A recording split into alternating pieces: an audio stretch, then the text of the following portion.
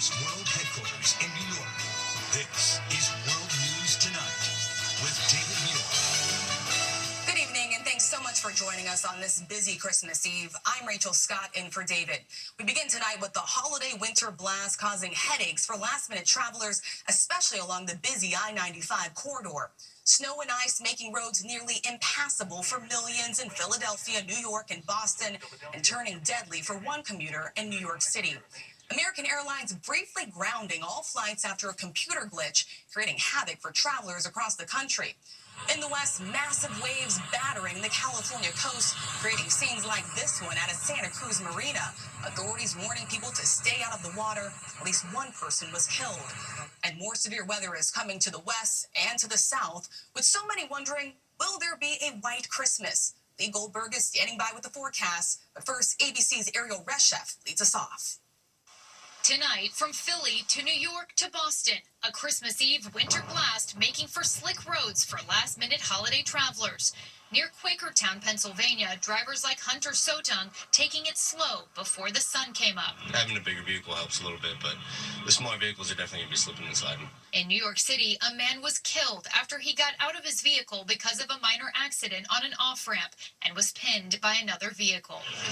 Chaos and crowds at New York's LaGuardia this morning after American Airlines, with nearly 4,000 flights scheduled just for today, grounded all of them for an hour, stressing passengers coast to coast. Are you flying American? I am. David Hamilton in Houston trying to get to Roanoke. I was a little worried when I saw the news, so looks good for now. So Santa Claus is coming through for me. It lasted just over an hour. American says it was due to a computer issue that prevented pilots from getting necessary paperwork for departure. And in the West, authorities warning people to stay out of the water after scenes like this in Santa Cruz. Enormous waves tearing apart the pier. Multiple rescues. At least one person was killed. Massive swells tossing boats like toys at this marina. Tonight, authorities are warning of dangerous surf all the way down to Southern California. And Rachel, here in New York City, an inch of snow fell in Central Park. If it sticks around, it could be the first white Christmas here in 15 years. Rachel? So many dreaming of that white Christmas. Ariel, thank you. So let's take that question over to Chief Meteorologist Lee Goldberg. He is back with us tonight from our New York station, WABC. Lee, you are tracking the major storms in the west and the severe weather in the south. First, though, that big question, will there finally be a white Christmas for New York City?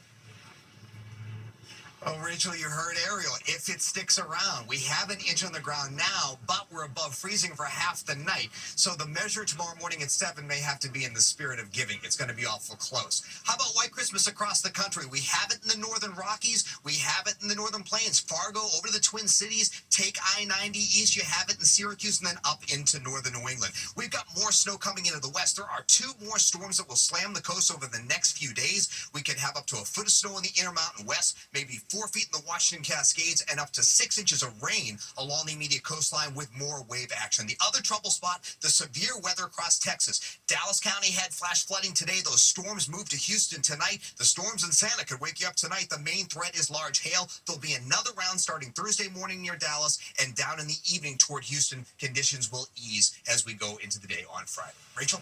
Tracking it all from coast to coast. All right, Lee, thank you. We turn now to a deadly boat explosion in Fallout. Matt, thank you. We turn now to a groundbreaking ABC News investigation. There are estimates that millions of abandoned gas and oil wells could be threatening communities across the country. Many of the so-called zombie wells are leaking, posing a risk to groundwater and spewing dangerous chemicals into the air. Some even blame for home explosions. Here's ABC's Kana Whitworth. Tonight, a warning about a potentially dangerous and deadly threat that could be lurking in neighborhoods all over the country. Abandoned oil and gas wells left to rot, many of them leaking. They can contaminate groundwater and spew cancer-causing, even flammable chemicals into the air.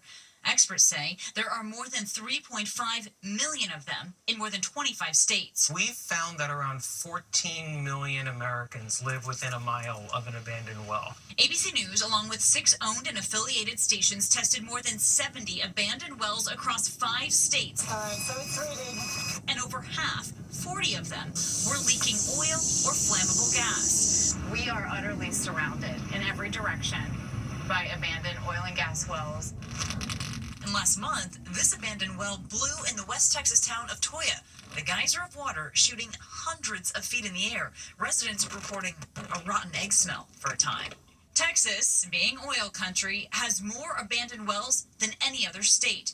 And just outside Houston, Trinity Bay is home to more than 100 of them. This is hissing. I can hear it. Some of those wells have been forgotten about for years.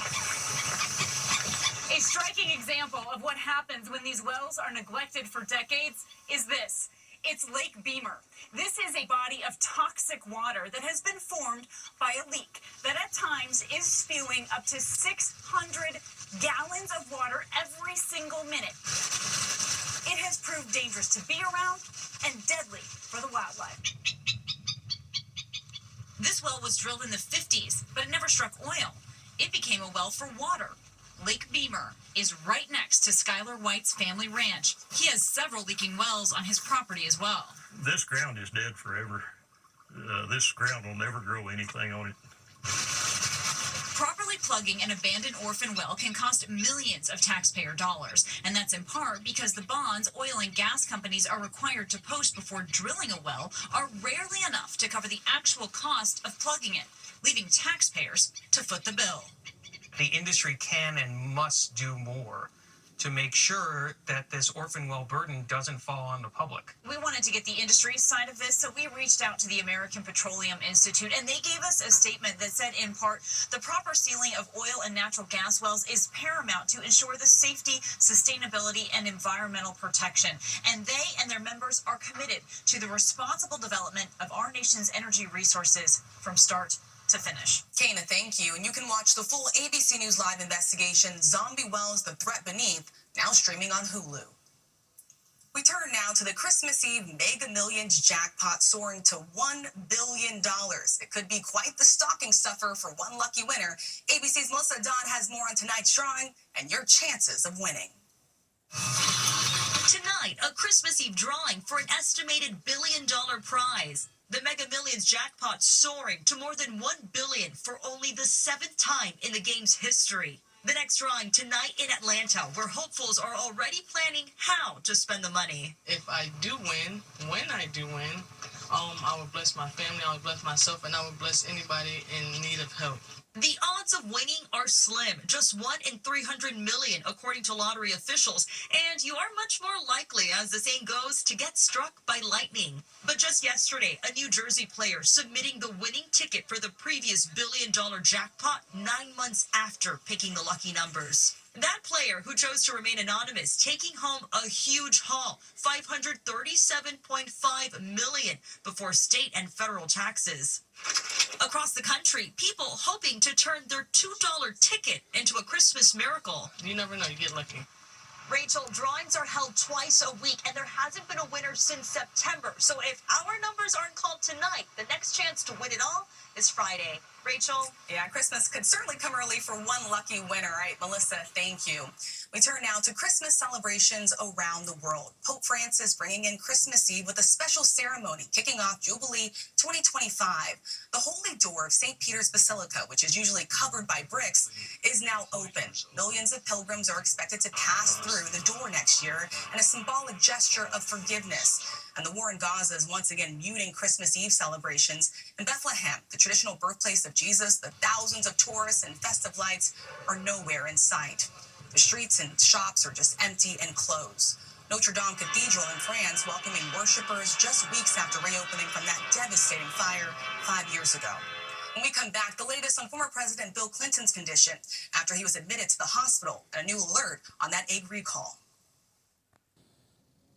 To the index now. Tonight, an important update on a story that we have been following. The FDA raising the alert over previously recalled Costco organic eggs to its highest risk level. That means there is a reasonable probability of serious health consequences from possible salmonella contamination. More on our website.